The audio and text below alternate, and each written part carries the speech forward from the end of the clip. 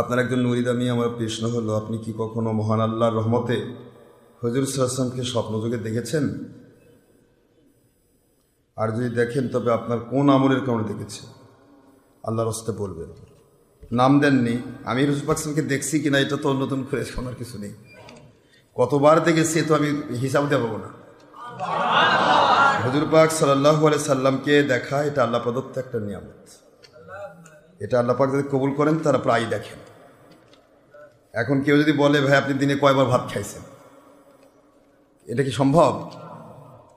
এখন যারা আল্লাহর হাবিবকে দেখে তারা প্রায় দেখে। এখন কয়দিনের কথা বলবে যে আমি অমুক দেখছি?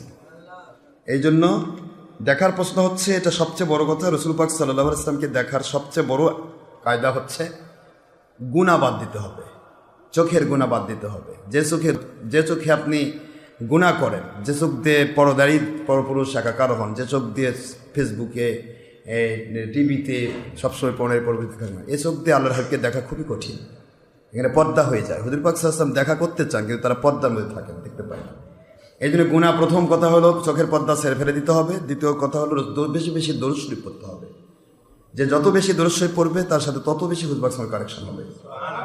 এবং নবীজির পক্ষে থাকতে হবে। বাতিল ফেরকাগুলো যে নবীর বিরুদ্ধে বলে তাদেরকে 22 তালাক দেওয়া লাগবে। একবার তালাক, একবার নবীর পক্ষে থাকতে হবে। নবী পাক সাল্লাল্লাহু আলাইহি ওয়াসাল্লামের শানের পক্ষে থাকতে হবে। ইনশাআল্লাহ সে নবীকে দেখবেই। ইনশাআল্লাহ মৃত্যুর পূর্বেও যদি হয় সে দেখে মারা যাবে।